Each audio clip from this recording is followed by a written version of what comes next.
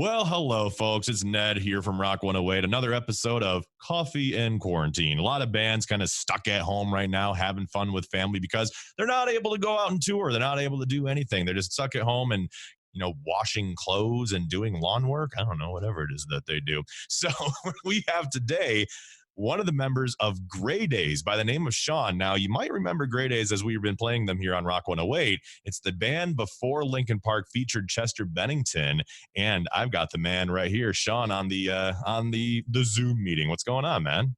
Not much. Thanks for having me on today. Yeah, absolutely. I was pretty excited about this one because, like we were just kind of talking off the air first, was the fact that everything happened with Chester a couple of years back, and it was a huge hit to the music industry. And then all of a sudden, Grey Daze kind of pops up, and I'm like, "What is this? This is interesting." And now, I apologize, I didn't hear about Grey Daze until it started kind of hitting the airwaves. So, what was kind of going on before? Basically the single hit the radio and all of a sudden started just kind of showing up? Like, what was life before that? So this is years in the making. Grey Daze was basically around from 93 to mid 98. Hmm. And then we broke up. Chester joined Linkin Park and went on to superstardom with that band and did Yeah. some wonderful things. Hmm. Chester and I were business partners in a company called Club Tattoo all the way up until the time he passed. And we've got shops in Las Vegas and Arizona. We were best of friends. So we talked all the time, hung out all the time, and we had toyed with putting Grey Daze back together for probably 3 different times over the course of the last couple decades. Hmm. And in 2016, we were on a phone call and it came up in conversation. He said, we were thinking about doing a Club Tattoo anniversary party. We threw these big parties every so often, and we hadn't thrown one in a while. It came up in conversation. He said, I've been thinking about the next party we do, and I want to put Grey Daze back together for that. Hmm. So we worked through the logistics of A, what that was going to look like, and B, what our schedules were like, because he's incredibly busy with Linkin Park. I'm incredibly busy with all the things that I do in the entrepreneur world. Hmm. So we settled on basically late third quarter, I think, of 2017. I think it was September 20th was the date for the reunion show. As we started making announcements, we started getting promoters from all over the world wanting us to play live shows. So Wow. the conversations kind of evolved, and we started talking about revisiting a lot of this old catalog, as we basically had like 30 plus songs to deal with Hmm. that were ready to go. We just wanted to go back and clean them up, retrack a bunch of the stuff, and put them out there and see what happens. Well, as I was working in the studio while Chester was on the road, we'd go back and forth via email with the tracks we were working on. Yeah. And we kind of came to this conclusion. We're like, we need to update these a little bit because they sound like they were, they're dated a little bit. So, Right. and it's not a bad thing. It's just it's just how it is because of when it was recorded. So we just decided to start modernizing it. And then Hmm. he had been writing songs, and then he'd play me the songs over the phone, and he had written 4 or 5 tracks. And so we were talking about recording new material and then some of the old material and just working through it all. Yeah. And unfortunately, Chester passed away in July, and the Grey Daze thing just got put on hold. It was, it was Yeah. a non-starter at that point. Fast forward 6, 7 months after Chester had passed, after the funeral, and I just came to the conclusion I wanted to finish the record and finish what we had started. And Hmm. I woke up one morning, I told my wife, I said, I want to finish the record. And she said, how are you going to do that? And I said, I Yeah. don't know yet. I'm going to figure it out. So I went and I met with the other guys in the band, Kristen and Mace, told them my thoughts, and they both were like, we'll support it. We're on board. And then I flew out to LA and had a meeting with Talinda, Chester's widow, and we Hmm. sat down and I told her what I wanted to do. And she said, look, you guys are best of friends. You never would hurt him. I trust you completely. I know you're going to do this in the right way. Just make sure it doesn't suck. And then we both kind of laughed. And I said, I promise it won't suck, And then we basically took on the project. It took us about 2.5 years to get it completed because we literally took it slow and methodical and really put every bit of energy and thought into each individual track to make sure it was perfect before we said it was done. Wow, man. That's, like you were just saying, like kind of that build up and everything. And then obviously when Chester passed away and knowing that your history that you had with him too, and kind of what was in the works before it all happened. And then this amazing thing that you're doing with it right now and just being able to get it out there and going to your website with Grey Daze and everything like that, you can just see the passion and the love that you had for being the best friends with each other and just seeing in the wonderful tributes that you're putting towards this whole thing. It's really unique and cool to see. Thanks, man. Well, Yeah. he was a great guy. He wasn't just a singer. He was a really, really great guy. And Yeah. I know most people's connection to him is through the music, which is great. They get that emotional connection, which is very strong. It's beautiful. But Hmm. I knew him as a friend. I didn't think of him as a singer for Linkin Park or the singer for Grey Daze. I thought of him as Chester, my buddy, and we would go Yeah. play basketball and hang out and go on vacation and go to lunch, go to dinner. That's who he was in my life. So Hmm. for me, it's about honoring my friend the right way Yeah. and, trying to finish something we started together. Yeah, man. That's, oh my gosh, that's so it's interesting to hear because we all unfortunately know how Chester did pass away. And unfortunately I've had friends that have kind of gone the same way. And hearing that the way that you just remember the person for they were. I mean, the big star guy, the big guy that was in Lincoln Park. Well, yeah, of course we know that. Everyone knows that. But knowing them as a human being and seeing them as that guy, like you just said, playing basketball, get talking about this and just hanging out, going and get a burger or something like that. That's where the true passion and those are the memories that you definitely strive to hold on to. For sure. For Yeah, sure. man. It's cool. So with Grey Daze being the way it is now, and of course the record unfortunately got delayed. It's still delayed if I'm correct, right? Yeah. And quite honestly, I don't think it's unfortunately, Mm. no one wants to throw a party in the middle of a hurricane. So, Yeah, good point. the world is in the middle of a gigantic hurricane in my mind. And I don't want to be releasing the record right now. Honestly, if it were 100% up to me, I would Hmm. have said delay the record anyways, Yeah. because it just didn't feel right to put it out in the middle of all this. Hmm. And not to mention, so now switch hats for a minute. The label had major logistic issues trying to do it anyway. So that's really Right. why it was delayed with, the distribution train, the distribution chain, the stores that aren't open to put it out, the pre-orders. I mean, they can't even go into the record label right now. Hmm. Literally everyone's working from home. So it's like worst case scenario to try to release something right now. So Yeah. why do that? Yeah, that's a Let's good just way, and do it that's when it feels respectful in the good. way to thinking of people too. It's like, hey, we don't want you to go out there and get harmed. We want you to enjoy the record and be safe getting it. Yeah, yeah. It's just one of those things that just didn't feel right. So many Hmm. facets. I could just keep talking about it, but let's release this thing when everybody feels good about it. Yeah. Everyone can take a breath and say, awesome. Hmm.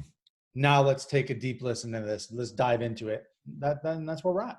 Then experience music. I always talk with my PD here at the radio station about how different people ingest different music today because obviously there's like Spotify and YouTube and all those kind of things, and that's all fine and good, and that's obviously the way it's going.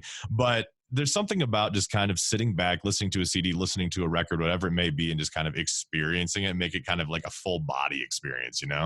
You're 100% correct. So the way that I believe, this is 100% my opinion, but the Hmm. way I believe people are consuming music nowadays is a lot different than the way I grew up. And I think we're going to see a little bit of a shift because you see not only radio stations and record labels, they're so single-minded where you have a band that'll go and record an entire record, Hmm. but they're really prepping everything around one or two tracks. Yeah, man. And to me, the greatest music that ever lived was Mhm. never one band with one song. It was a Right. band that Yeah. had an album. It was Guns N' Roses' Appetite for Destruction, where every single song was a masterpiece. Mhm. It was Depeche Mode Violator, where Yeah. every single song was a masterpiece. They didn't start writing an album. They wrote every single track for its own sake. And then when they got 12 of them or 10 of them or whatever, then it's like, oh, now we have an album. And the reason it sounds like an album is because it was during that moment in time Hmm. that they wrote it with those instruments and the way the singer sang at that time. And that's why it sounds cohesive. And that's just my Yes. opinion. Oh, that's a perfect opinion too. One of the biggest ones that come to mind is like a concept record, similar to like, obviously Pink Floyd's Dark Side of the Moon or The That's what Wall. I was just gonna say. Right. Yeah. That's music you have to just ingest. And just like, I always say that the best way to listen to Dark Side of the Moon or whatever it may be, or Pink Floyd's The Wall, is that you have to lay on your back, and light up an incense just so you can get that kind of sensual type of thing like that, and have to listen to it on vinyl. You got to hear the pops, you got to hear the cracks, you got to hear that natural sound right from that record. That's just the perfect way to listen to it. Yeah, the experience, it's not just the music, it's the experience of listening to the music Hmm. that I feel is missing right now in the consumer's experience. Right. Yep. And that's what's so cool about seeing vinyl kind of come back. I mean, a lot of kids and stuff are buying vinyl albums again, and they're seeing the big gatefold covers. And, you don't get that from like a digital way. You don't get that. You I don't was get a to hold it. geek with music growing up. I was a geek. I would tear the record apart. I would look through all the thank yous and wonder who all those people were. Yeah. And every lyric, you would try to figure out which lyric was supposed to go where. Hmm. And then like the really cool albums had photos of the bands in there, and like candid shots of them in the studio or Hmm. hanging out. That's what you want. That's when you're really immersing yourself in the music and not just listening to a song on the radio. I mean, you get Hmm. this entire experience when you get the visual aspect to the audio as well. And I Hmm. think it's important. Yeah, So it that's is. really something we pushed when we did this record, was every little thing that we made had a purpose.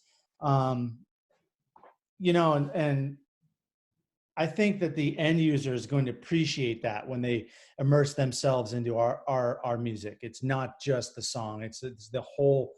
Um, it's the whole presentation with it.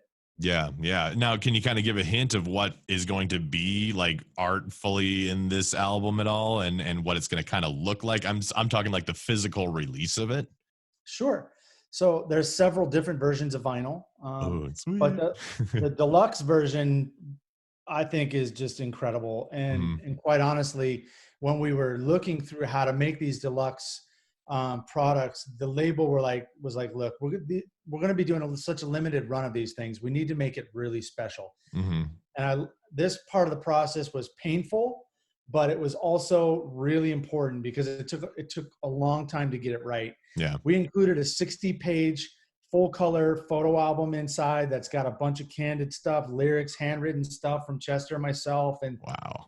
it's it's badass, dude. Yeah. And it flips into this plastic cover.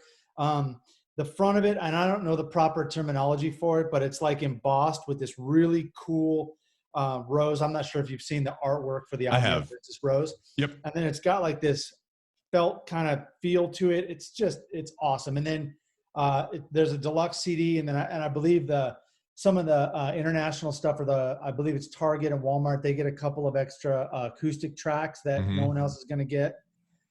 So everything we did, we put a lot of thought and effort into it, and they would send us stuff over, and I'm like, no, this sucks. Yeah. Let me do it. So we would drive in the band, Kristen, Mason, myself. We would literally sit in my office and work through it. We're all Photoshop savvy and work through it. And then we'd send it back to the label. We say, this is what we want. And they'd be like, Mhm. oh, and then light bulb moment for them is like, now we get where the band is coming from. This isn't just some guy who was hired to do graphics for a project. It's like had literally our fingerprints all over this thing. Mhm. And that makes it more personal. And like we were just mentioning a minute ago about how you have to experience music. And what you were telling me is that you were a geek. You were a geek of music. So you can tell just from talking to you right now of just how geeky, in a way, that you got with this upcoming album. I mean, if you're releasing this many editions and just kind of really kind of putting your hands and fingers into it, man, you can tell that this is definitely a passion project that I think a lot of people are going to feel about. It really is. I mean, that's one of the reasons it took us 2.5 years, was Yeah. because everything we did was thought from beginning to end Mhm. before we did it. I mean, we could have really just rushed through and just recreated the original tracks and put it out, Mhm. but we didn't want to do that. And we had bigger record labels courting us, offering us more money, and that just was like, no, that's not what it's about for us. We'll go. When we did the deal with Loma Vista, Mhm. we had a meeting. We had five meetings with major labels, and Yeah. Loma Vista, Tom Wally came in and he listened to the music. He didn't say a word, man. This guy is just a poker face. Okay. And I go, well, what do you think? He goes, well, do you want me to tell you what I think? And I said, please. Now, the other 4 meetings, these guys were jumping up and down. How do we get this project? This is awesome. We're going to do this. Tom, total poker face. Okay. Well, I think what you're doing is cool, but I think it has the potential to be great. And if you guys want to work with me, it has to be great. So you got to be open to listening to some of the stuff that I think you need to do. Yeah. And he was the only guy that understood what we were trying to do from the moment he met us. And that's why we went with him. He understood that this needed to be curated in a way that was really different than most records. Because it's a music historical piece. That's what it is. And like you're saying, curating in a way. And it's like, yeah, it really is kind of a museum piece that was unearthed. And a lot of people, I mean, most of the country, most of the world didn't really know about. So they have to kind of treat it with care, not from just obviously inside the band, but the people that are producing it need to understand, like you said, where you're coming from. Because yeah, money, bleh, I get it. But it's really about paying tribute and making these songs known in a way that people can really emotionally connect with. If the music wasn't any good, I would not have done this. But I feel like, the music was important to Chester and the band, but the performances he has on these songs are so incredible, man. If this music doesn't get you emotionally involved, then I don't know what will, because I really, it seems like almost 99% of the people we're playing this for, and they listen to it and they get to the end of the song, or even halfway through the song, they're tearing up, they're getting choked up. They sit back in their chair, they're paralyzed, because his emotional intensity is so freaking strong in these songs that that's why this was so important to us. Is like, we knew what we had here. And I don't mean from a monetary point of view, like we knew these performances were special. These songs are special. Yeah. So we treated him that way the whole way through. Do you think there's always that question asked of like, do you think there will ever be another Chester Bennington? In my personal opinion, no, there really won't be, man. I mean, there will be people like him, but I don't know if there's ever going to be one him. I think, and try to dissect what I'm saying here. Sure. I think there will be another Chester, and not the way that it'll be exactly like Chester. Of course, no, Chester's an individual, and of course we're all individuals. There's never going to be anyone like you that way. So that aside, I do think that situational circumstances that happen, whether it be economy, where you're born, country, the tough, painful lessons you learn as growing up, whether you're poor, whether you're rich, something somewhere is going to strike some young person and motivate them to become the next Chester. There will be another Chester, because there were Chesters before Chester. There will be a Chester after. We'll just have to wait and see who that is. And then once they become that, we're going to go, oh no, he's not like Chester. But for contextual, conversational purposes, I do believe that every generation comes along with somebody special, like a Chester, that rises to that level. So I do think there will be one. That's a good point. You actually changed my mind on that pretty good. Not bad, man. So we've obviously been talking a lot about the record, a lot about Chester, which is absolutely amazing. But you mentioned about the tattoos business that you guys ran for a while. And I keep seeing your arm every once in a while, and I see a wonderful amount of ink on there. I'm a huge tattoo guy. There you go. Yes. I love tattoos. I'm working on getting a sleeve myself. So what got you into the passion that's tattooing? So during the Grey Daze time in 1995, we were doing a lot of little satellite tours where we would go out to LA and headline the Whiskey for a couple of days, or go to Dallas and play there, or Colorado. And we'd come back and the band would do well. We would sell tickets, but we'd come back and any money we had went into merchandise, recording expenses, whatever it was. We invested the money back into the band. So us personally, we weren't making any money. So we were away from our jobs. We'd come back to bills. And we were suffering. So Mace and I decided to open up a tattoo shop. We're like, well, we can make money while we're on the road and have a business open. And when we come back, we can still pay for our bills. That's really how it started. Then I bought Mace out of our partnership in about 6 months. He just wasn't the right business partner for the tattoo shop, and he was going on to other things in his life. Sure. In 2003, after Chester and I reconciled our friendship, because after Grey Daze broke up, we didn't talk for almost 2 years. Oh, okay. We reconciled in 2002. And then in 2003, we were planning on expanding the business. And he called me and said, "Hey man, I'm doing pretty good financially.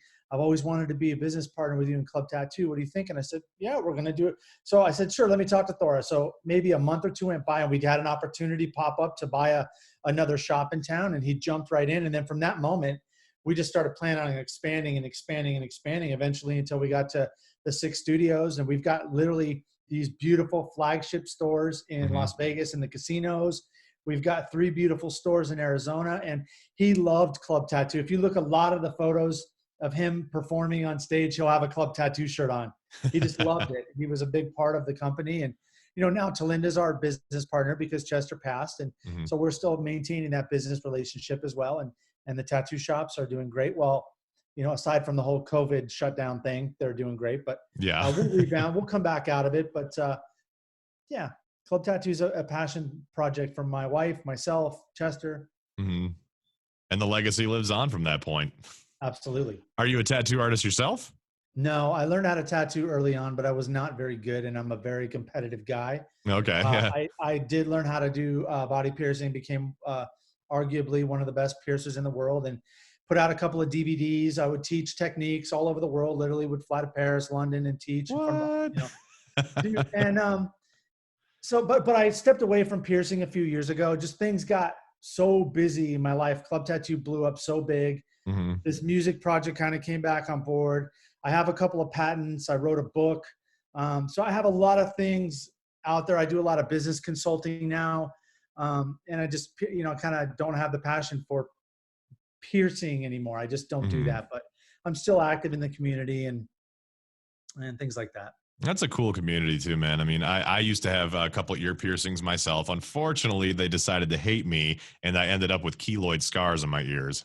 Gotcha. Yeah, some people are prone to it. Oh, dude, I was so prone to it. I had to go to like different dermatologists and stuff, and it finally got fixed after I went to a plastic surgeon. It kind of came back a little bit, but I had grapes on my ears. I'm just like, ugh, and every single day, man.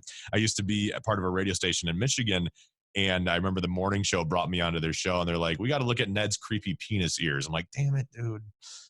Yeah, nobody wants to be known as the guy with penis ears. So no, not at all. I'm like, damn it, I don't want to be that guy. But fortunately, somehow they were able to get insurance to cover it for me. So I'm like, nice. Yes, I did well.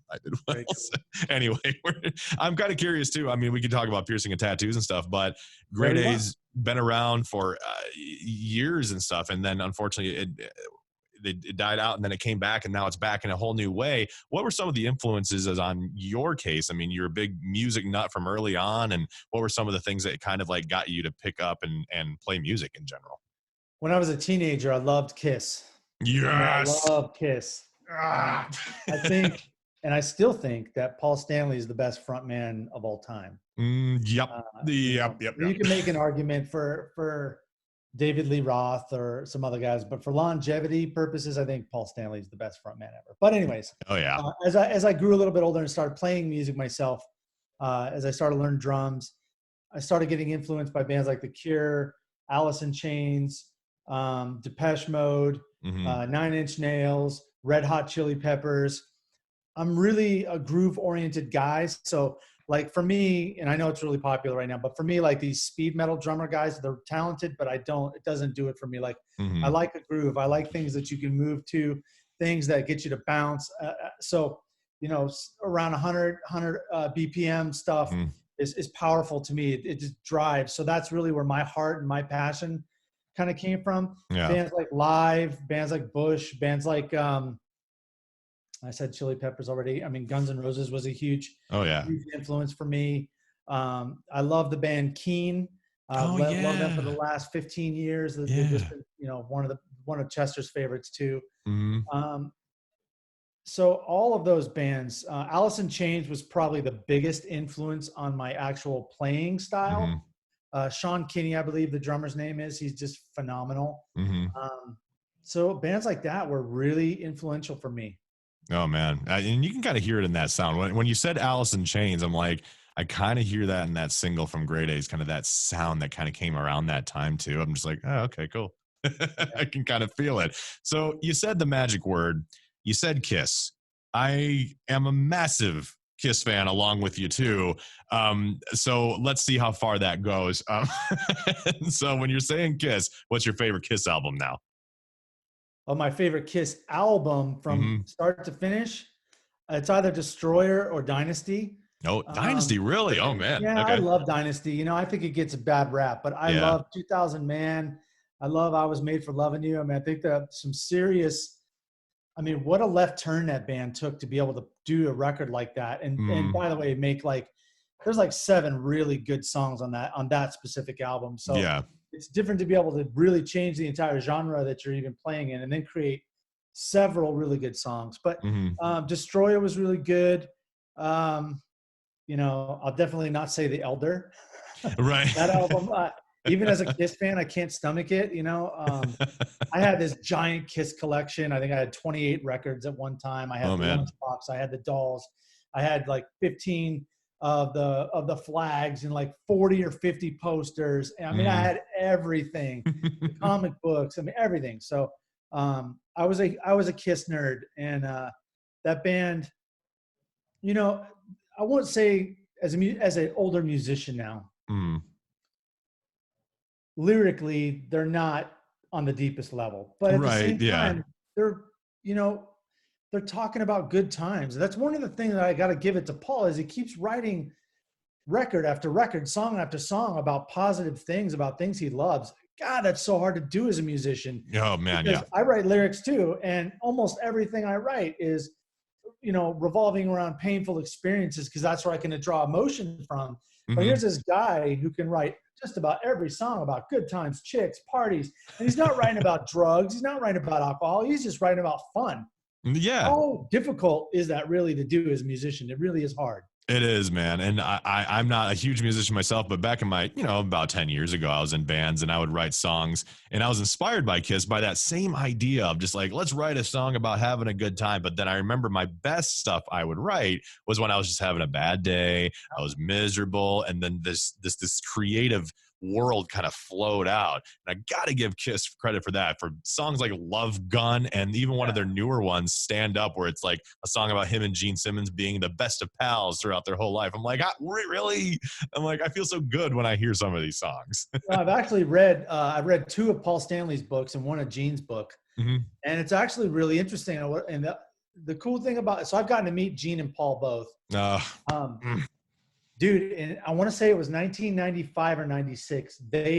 Doc McGee called our manager and rented my drum set for the Kiss convention in Phoenix because Peter Criss was supposed to come back and do a performance with them. They rented my drum set, went down there, got to meet him, and then Peter Criss didn't end up showing. I don't know if it was something internal. They hadn't got all the stuff lined up yet, but I was, dude, as a Kiss nerd, Oh my I was gosh. so stoked that they were renting my drum set for Peter Criss to play on. It doesn't get any cooler than that. It doesn't. But it didn't end up happening. They ended up paying me and ended up renting the drum set, but he didn't end up showing up and playing with the guys. But back to my earlier point, one of the things I like about Paul's books is he's so honest about his relationship with Gene and the tumultuous things that would piss him off. Yeah.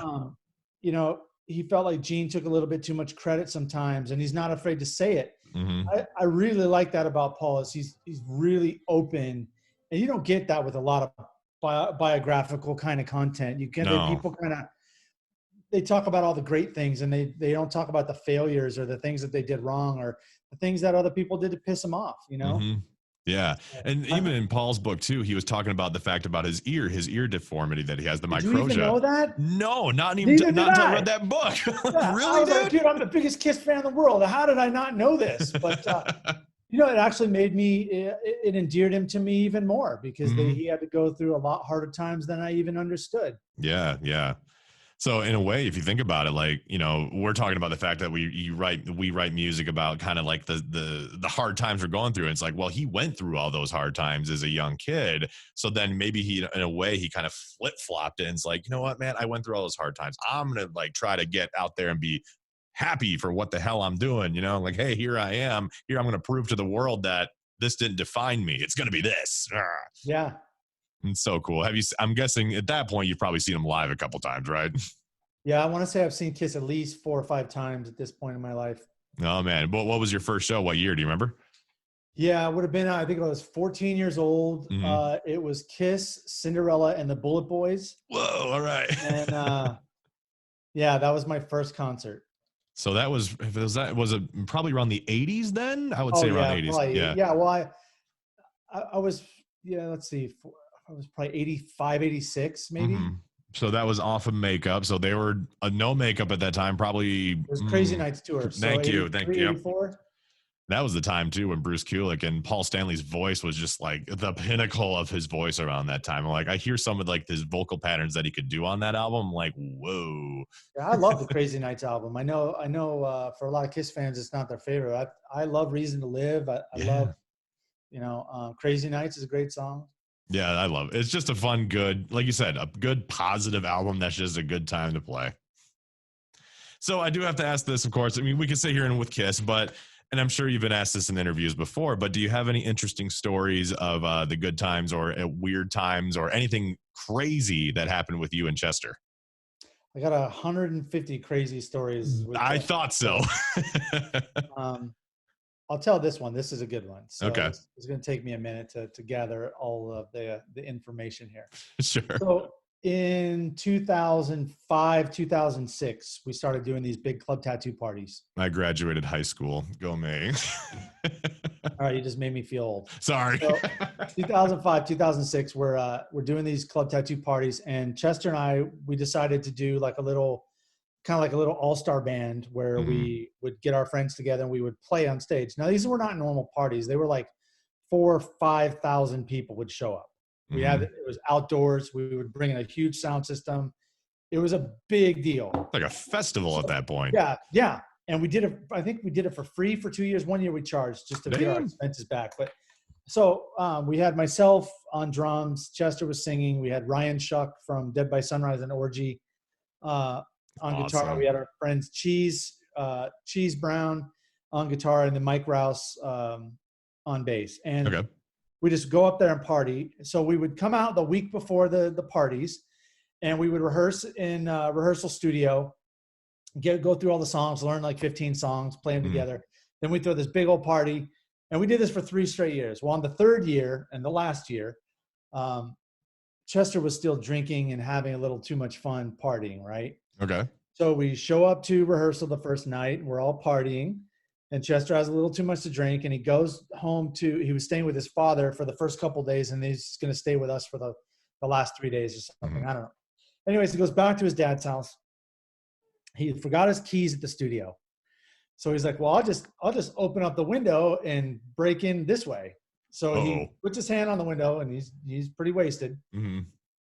He tries to slide the window and breaks through, falls through it, Oh boy. touches hands up, ends up having an ambulance have to come and get him. I mean, he's cut all over the place. Oh my gosh. Belinda calls the ambulance, and it was not a good story. Right, I get the phone call at 2 a.m. Chester's in the hospital. What the hell happened? It Yeah. was less than 3 hours ago.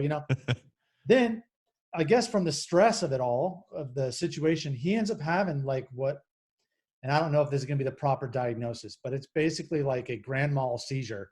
Oh wow. And Okay. half of his body was paralyzed. We thought he had a full-on stroke. Oh my God, it's Mm. crisis time. Like, forget Yeah. the party. Now we have a major problem. Like, Chester's really hurt. Right. Yeah. So we go to the hospital, and he can't talk. He's like slurring speech. It's really not good. So Yeah. this is actually turns into a fun story, believe it or not. Okay. I was about to say it's going down, man. Yeah, no, it was a very scary week. Yeah. So we have all these other bands playing. I think I'm not sure, we might have had Fort Minor playing this one, or Alien Ant Farm, or Z Trip, and because they kind of all run together. But anyways, we Yeah, had yeah. other bands playing. So what we were going to do is, I was just going to go host the party if Chester was still in the hospital, deal with all that stuff, and then just call it good. That way we Mhm. didn't have to cancel all these bands that had traveled and all this other stuff. So Right. we wouldn't play. So the day before the show, or the day of the show, I think the day before the show, he gets released from the hospital, and he's kind of still half no good. Mhm. So we're just planning on not playing. We haven't rehearsed. We haven't, it's just is what it is. Yeah. Yeah. I get a phone call from him at 10 o'clock in the morning. Hey, bro, I'm ready to play. I go, how, dude? I just saw you in the hospital last night. He Right. goes, no, man, it's gone. I feel fine. I'm good. I go, no way, I'm not buying this, dude. No way. We're gonna stick you on stage. You're gonna have a heart attack. Right. He goes, no, dude, I'm playing. I'm gonna play. So literally, he shows up. We do a quick sound check. He comes back. We come back. I think we went. We got something to eat. We come back. The party. It's packed. Mm-hmm. We get up on stage, and he puts on the outfit that he fell through the window on. He's got all this blood all over this shirt. I'm like, good Lord. Why would you wear that, right? Yeah. And then we got up on stage and we performed and we had a great time. And I just couldn't believe he was such a trooper that he got up there and played that show. And that's a moment that sticks out to me. I'm standing up playing the drums and just watching him in this bloody outfit just go balls out. It was pretty crazy. So that's a story that sticks out in my mind. Like, oh my God, I can't believe he actually followed through and played that show with us. So he made it happen. He did. Covered That was in him, dude. blood. No, he never wanted to let anybody else down. And not that I would Right. be upset at that time. I fully understood. I didn't want him to play. Like, dude, you should not play. And, Yeah. When he got his mind to something, it was going to happen. Man, and that's like part of that performance adrenaline. I mean, if you know as anyone that plays drums or any kind of live performance or anything like that, you look forward to it, you prep, you're doing all this stuff, and then the time comes and it's like, this is what I'm doing. Even just turning on the mic on the radio, it's just like, all right, it's like my method of performance. Like, right, you get into that mode or something, and then just everything else just clears out. It's like, it's all about the performance. And I'm guessing that was the same thing that was going through Chester's brain when this was all going through. He's just that guy, man. He didn't want to let anybody down. The fans, nothing. Yeah, man. Absolutely. And then he stayed for 2 or 3 hours after the show and signed autographs. I mean, he's just a wonderful guy. He just kept making it happen no matter what. That's so cool. I was fortunate enough to be able to see him. I was at a festival called Rock on the Range. Linkin Park was performing that year. It was about, I think, 2015, if I'm correct. And I remember that year, there was a couple other people playing too. I think Guns N' Roses was playing that weekend. I don't remember. But I was just like, let's see if Linkin Park can do this. I don't know. But just the presence that man commanded on stage, it was just like, wow. He was an amazing performer. Yeah. He was amazing. He didn't need pyrotechnics. He didn't need no crazy bombs or fire. It was just him and that voice and the way he commanded the crowd. It was just like you had to watch. You just had to see how it went down. It was amazing. Yeah, he's a great front man. He really is. Absolutely. Well, Sean, man, I'll wrap it up here because I'm sure you want to go hang out at home and whatever you're doing today. Anything you want to tell the fans? Anything about the upcoming record or what it is you're hanging out doing in quarantine today? What I'm hanging out doing in quarantine, I'm actually trying to be creative and put my skill set to use. I have not staying home watching Netflix and all this stuff. Like I'm literally out every day working on my businesses. We have 3 stores that we're doing full remodels. Whoa. During the downtime. I'm writing a book that should hopefully be published by the end of the year through Entrepreneur Magazine, Entrepreneur Press. Signed a book deal last year. What I want to tell the crowd is hopefully you like what we did with the music. It comes out Amends June 26th. We're very grateful if you take it a listen and give us your honest feedback, And the other thing I'm starting to see, the fans are really connecting to the music in a way that feels very special to us. And I feel like we did our job when I see that kind of a reaction. So thank you very much for giving us the opportunity with the music. And we hope you love what we did. Hell yeah, Sean, man. It's such a pleasure talking with you. I was looking forward to this one. I'm like, ooh, I get to meet the man behind the beginning of the sound and everything that they're going to be doing. I'm just looking forward to June, man. I want to hear this album. I got to get this deluxe version because from what you are telling me, from the amount of geek music word, I got to see the geek come to life essentially in this ultimate version album. Yeah, if you go on our Instagram, Grey Daze Official, scroll through some of our stuff, you'll see a video of the deluxe thing. They put that on there, and it's actually really cool. Sweet. So check it out. All right, I'll go check it out. Well, Sean, man, it was such a pleasure. Thank you so much for hanging out, and stay healthy, all right? You as well, man. Thanks for having me on. Have a great day. Absolutely. We'll see you later. Bye-bye.